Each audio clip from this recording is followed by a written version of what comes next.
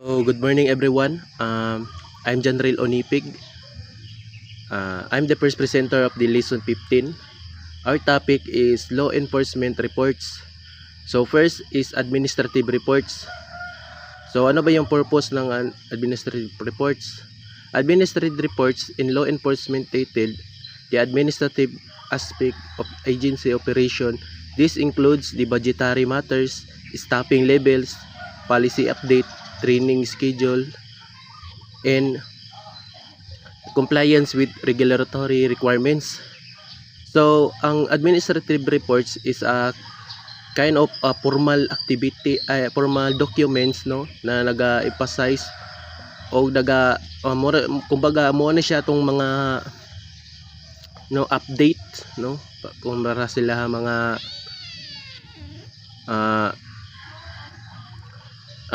mga updates no including sila mga budgetary matters no, staffing levels, mga policy updates, and especially sila mga training schedules no. Mo na siya ang administrative reports. So second is operative reports.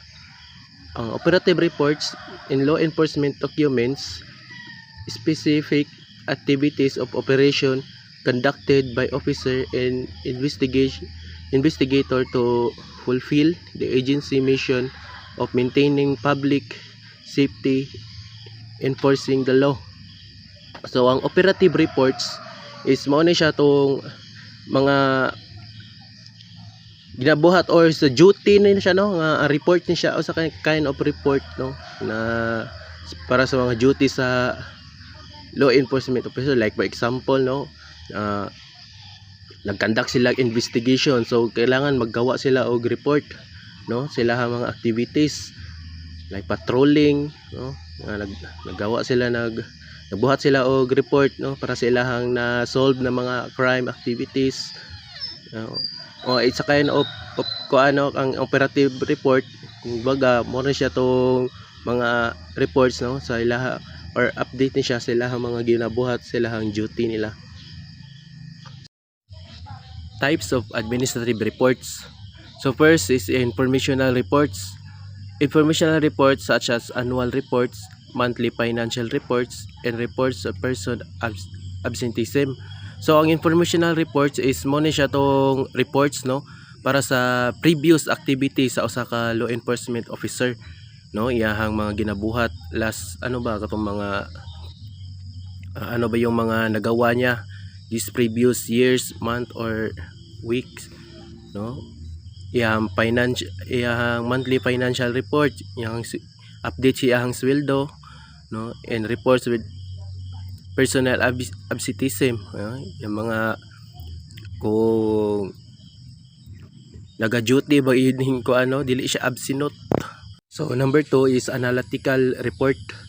So ang analytical report no, isa kind of report sa isa ka law enforcement officer no, naga-detailed isa ni siya ka detailed document no, naga-provide og analysis or data no,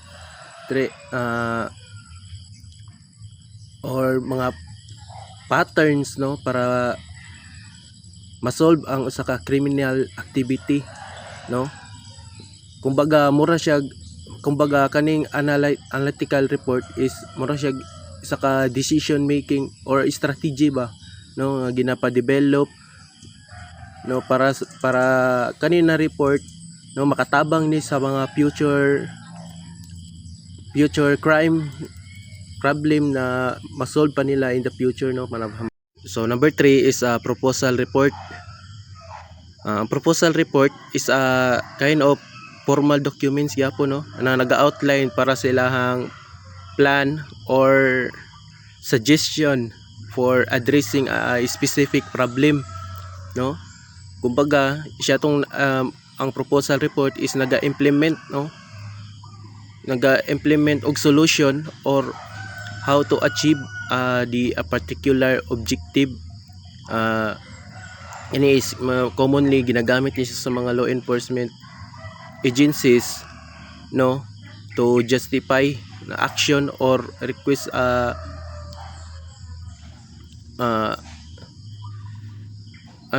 di ipasa naga-justify or action o naga-request og approval sa resources for kuano project or initiative.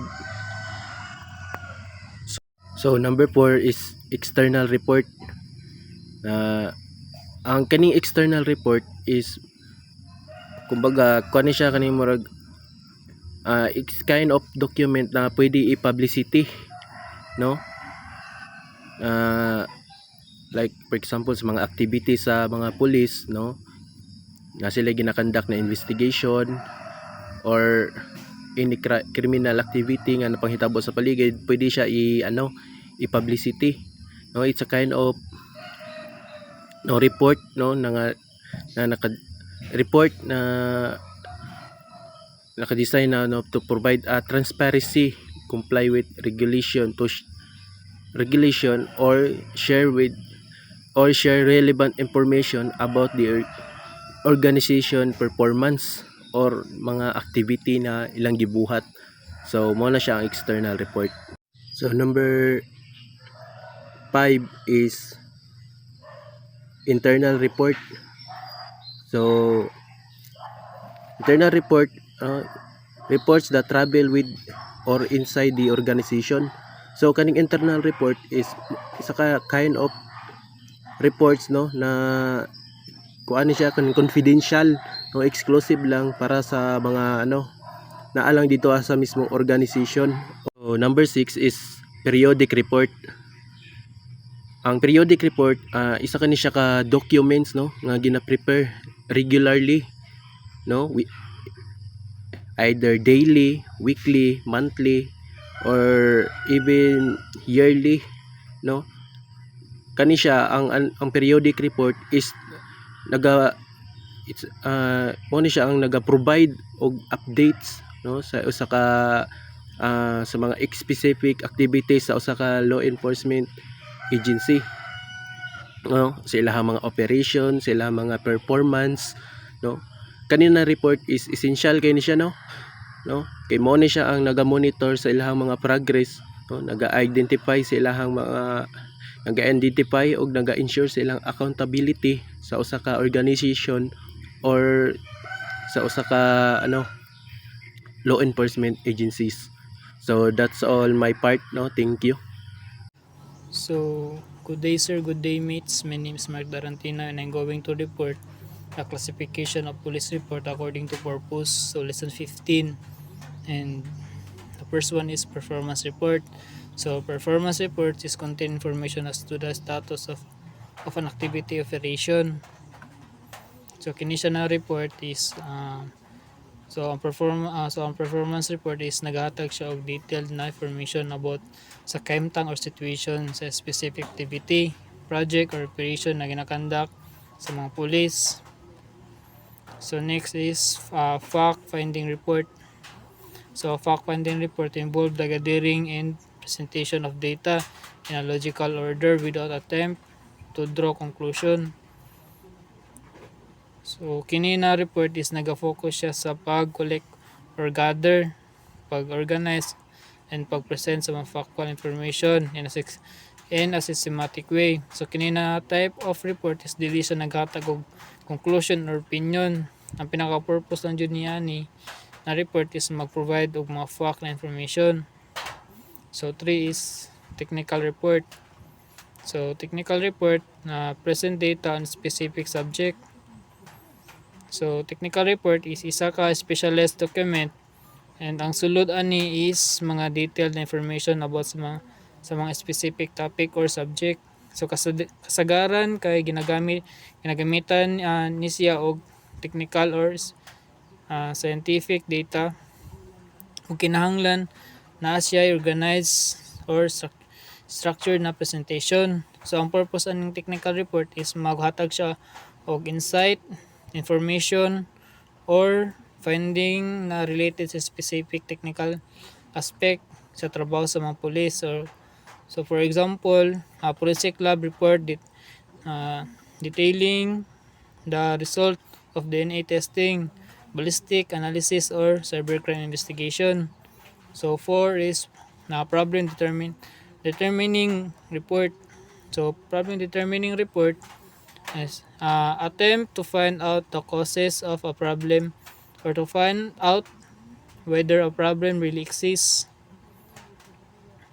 So, ang problema dito ang problem determining report is ginapangita or gina-identify niya ang existent or root causes sa isa ka particular na issue.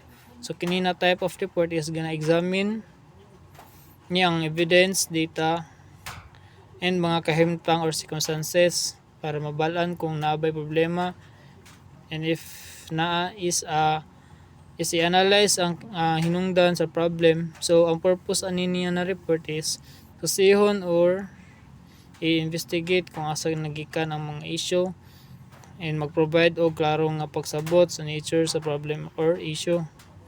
So number 5, problem solution report. So problem solution report analyze the process that lie behind the solution of particular problem. This may include all the elements found in the order type of report, so including presentation of data collected, discussion of possible solution to the problem, and an identification of the solution. So problem solution report, so kini siya na report is more than just identifying the problem na nagi-propose and pag-evaluate sa mga potential na solution, but kini na report is gina-examine jud ni kung unsay mga possible approaches na pwede magamit para makahatag og solution sa isa ka issue or problem na ginatimpang sad ani. Ang mga advantage or disadvantages sa issue is nagahatag og suggestion kung pinaka the best na buhaton na nakabase sa mga evidence or analysis. So ang problem solution report is makatabang para ma-address ang mga specific issue pinagi sa paghatag og actionable or recommendation. So next is supplementary report and special report. So supplementary report, also known as special report, are additional written documents prepared by law enforcement or public safety officer when circumstances demand further clarification or when required by higher directive. So these reports are not routine but are triggered by specific event, condition, or requirements. This report ensures accuracy, accountability, and decision support. So next is a type of supplementary report with examples. So the first one is beat inspection report. This is submitted by the beat superior after inspecting those on the beat A. So ang beat inspection report ay gina-prepared siya sa beat supervisor para ma-document ang mga finding og observation paghuman og inspection sa mga personnel na nag-assign sa specific areas or beat. So kini na report is gina-ensure niya ang accountability, discipline, and readiness among officers on duty. So after patrol report, so submitted by the personnel on patrol immediately after their tour of duty. So after patrol report is gina-summarize niya ang activities, incident, or observation during patrol. So ang purpose ani na report is ma-summarize ang mga action and ma-identify ang mga potential issues para ma-follow up. So next is situation report. This relates the present condition of a place or unit and could be submitted daily, hourly, or as the need areas.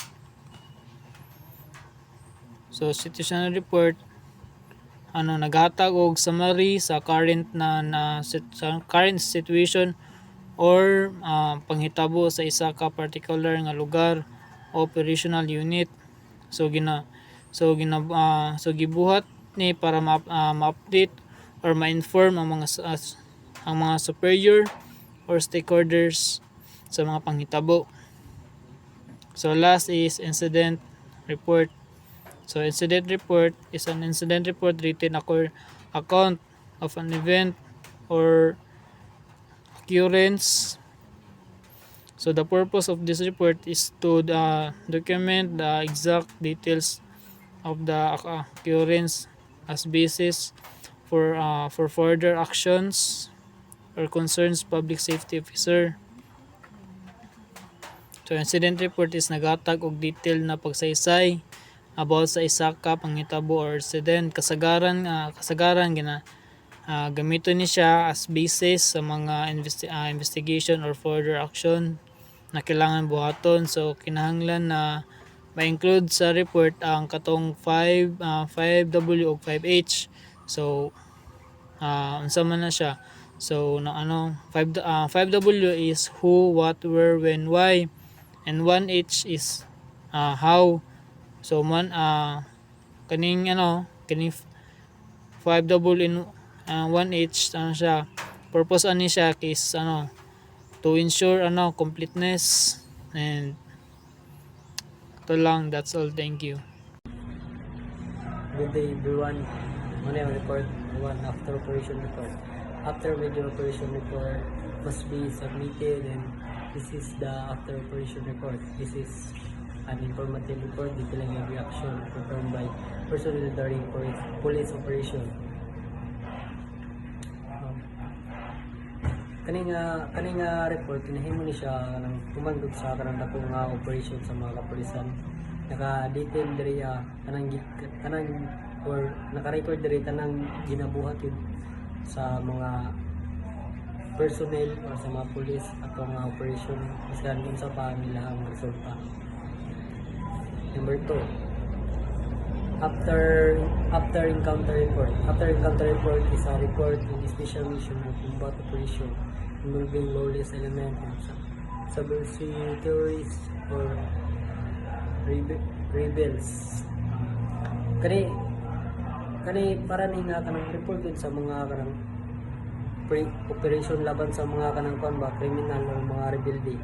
Apela ni ang kanang sketch dun sa encounter or kanang nahitabo. Nakalista po din diri tanan ilang kanang personnel na kanang yapil ato nga encounter. Number 3, wanted person report about the status of wanted individuals. Kaning wanted reports kay isa siya ka-report nga kanang nag-attract sa status sa mga wanted na mga tao. Aron ma-monitor nila ba kung nadakpan na ba tong nga tao or kuan ba or ongoing pa ba yung search operation. Arrest report conducted after arrest operation, and it includes the probable cause of the detention, arrest, and disposition of the suspect. Kaning arrest report kay ginahimo ni siya kanang human gud nga kanang madakpan na gud ang or kanang pagdakop sa usa gud ka suspect. Naka-record diri or nakasulat diri ang katong rason nga nung gidakop siya or kung saan sunod buhaton sa suspect, asa siya dalon. Next, crime report done after the officer concludes that a crime has been committed or occurred. Kaning crime report kinahimo ni siya kung na-establish na ba, kung na-establish na ang kanang panban, kung na-establish na ba yun na hitabo ang krimen. Sample ang kanang kong pagpatay kanang sa usa ka lugar. Papanulis. Next, clearance report. Clearance report and result to a specific case. Kining clearance report kinabuhat ni siya kana kung or mo na siya tong final good nga report para sa kanang kaso nga na humana ba. Na humana good or kanang na humana or indicating cleared na tong kaso. Next, traffic accident collision report, information regarding traffic accident. Kaning traffic accident kay kanang ginabuhat ni siya kanang sabol lang nanay kuan sa dalan ba naka-record na nga kuan is kung pila ka tao ang involved, pila ka sakyanan or unsang orasa kanang sa orasa. Evidence collection report. Report that establish the chain of evidence. Kaning nga report, usa siya sa report nga kanang nagalista god or kanang nagalista ba or kanang nagalista sa kanang mga ebidensya ba nga kanang nakolekta god during sa ilang investigation. Next, narcotic drunk driving intoxication report. Describe the suspect condition of being under the influence of drug or alcohol. Kani naka-description diri or siya sa kanang physical or sa physical good o sa kanang mental nga kanang kung ang katong suspect ba is kanang naka drugs ba siya or kanang naka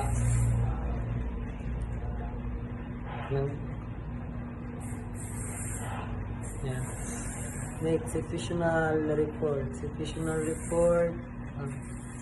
A report during emergencies and calamities. Kaning situational reports kanang ginahimo ni siya kanang nalagay kanang mga calamities nga kanang maabot god, example kanang mga baha, linog, bagyo para ang katong mga rescuers makabalo sila ba nga kanang kuan. Internal business report about the finances, budgeting and equipment. Kaning internal business report kaning report nakabutang dire kanang kung kanang mga kinahanglan sa ilang mga opisina ba or kanang mga budget sa ilang kuan ng budget sa ilang opisina or unsa pa to ilang mga kinahanglan. Next, summary report and confirm information. Kaning summary report kay kanang